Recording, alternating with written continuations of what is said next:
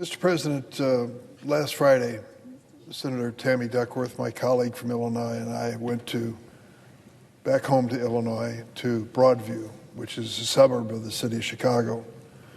It's become quite well known around the country because it's a detention facility for ICE. And I'd been there many times in the past.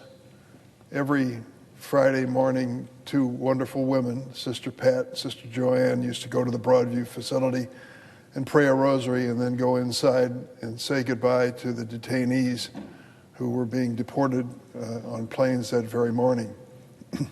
It was a peaceful and reassuring experience because so many people were praying for those folks who were going to see their lives turned upside down. And the people who ran the facility couldn't have been more cooperative. They had a lawful responsibility, but they did not object to my entering the Broadview facility in years gone by, saying goodbye to the detainees and a few words of encouragement with the nuns who would accompany me. And it became a kind of a ritual which we were very proud of. How things have changed. How things have changed. Senator Duckworth and I were simply asking if we could go inside and see what the facility looked like. Reports are that though there seem to be large groups of people moving through there are only 2 cells and 1 bathroom. Those are the sorts of things which are part of oversight for us to look at facilities and make sure they're humane, consistent with our values. But unfortunately, over and over again, ICE has refused to allow Senator Duckworth and myself access to their operations in Chicago. I don't understand why.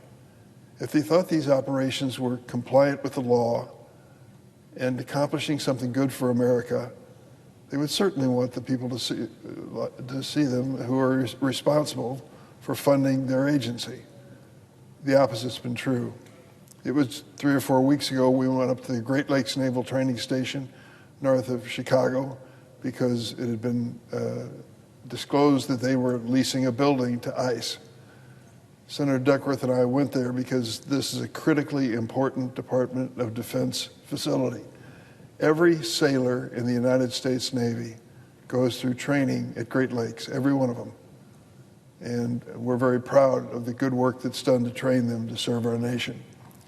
We wanted to know what ICE was going to do if they came to Great Lakes Naval Training Station as they promised. We have a legitimate concern. Every Thursday, 900 to 1,000 of these sailors go through a graduation ceremony, a commencement ceremony. And their proud parents sit in bleachers with their cameras following the events of the day, which are historic for each family.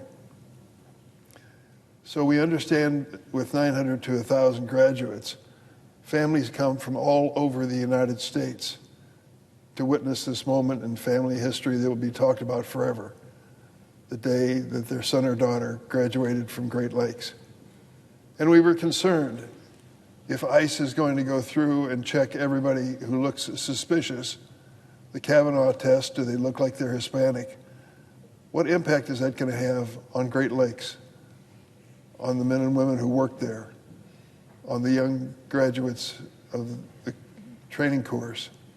What impact would that have if someone decided from ICE to start asking for identification, papers, passports, driver's license of those sitting in the bleachers?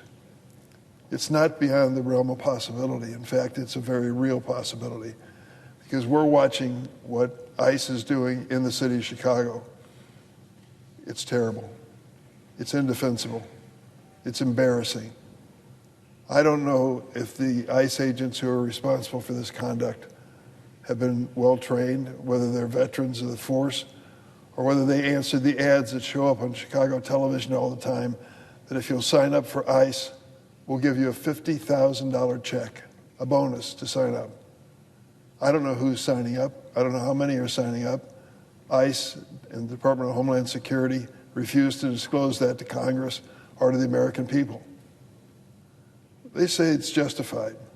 It's justified for the tactics that they're using, wearing masks with no insignia on their person that shows that they work for any federal agency whatsoever.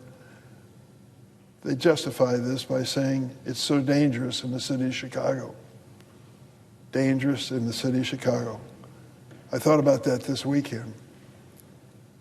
They say in criticism of Chicago that people are fleeing the forces of violence. Well, there was some fleeing going on in Chicago this weekend. 53,000 runners came for the Chicago Marathon. We're told that it's so dangerous in the city of Chicago that this president has to send National Guard volunteers in from the state of Texas, who've been federalized and controlled by the federal government. 53,000 runners and over 500,000 tourists. Dangerous city? Not what I see. Can we do better when it comes to reducing crime? You bet. And isn't that true for just about every city in America? When it gets down to it, the danger is not in the streets in the city of Chicago. The danger is what's happening when troops are being sent in to stand on street corners with rifles. Listen, I'm a fan of the National Guard. Tammy Duckworth, who was with me, spent 23 years in the Guard before she was shot down over Iraq. She loves those Guardsmen and women, considers them her brothers and sisters. I'm sorry that they're being dragged into this political theater created by President Trump. But the reality is, what the ICE agents are doing in the city of Chicago is nothing short of outrageous. Innocent people involved in peaceful, constitutional, legal conduct are being assaulted by these officers. We live in an age of cell phones and videos. This is not something that we're making up. It's on the news every night. And the people of Chicago resent it, and they should, and I join them in that feeling. Yes, follow the law, but to abuse people who are simply there to protest the presence of these ICE forces, that is guaranteed acceptable and legal by our Constitution. Article 1 of the Bill of Rights makes that very clear.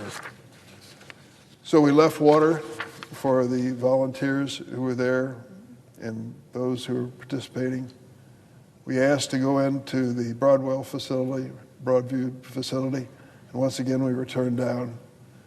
And we're doing our best to make sure we continue to keep an eye on what's happening.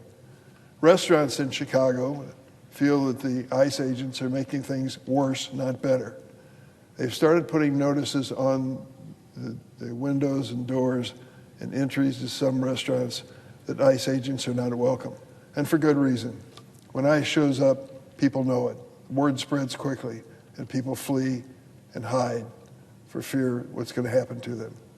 That's the reality of the strategy in Chicago, and it's a strategy which has to come to an end and should very soon. If these men and women who are representing our government and ICE are proud of what they're going to do, let's have full disclosure. Let's find out what they've done, how they're spending the billions of dollars we're sending their way, and why that money isn't being spent on law enforcement now.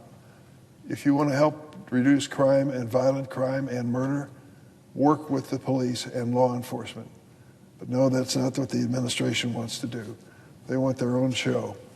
They want their own theater. I've tried to visit these facilities many times. Once again, I was disappointed this last Friday. But that's not the end of my effort. As long as I'm serving in this capacity, I will accept my constitutional responsibility to watch how the money is being spent.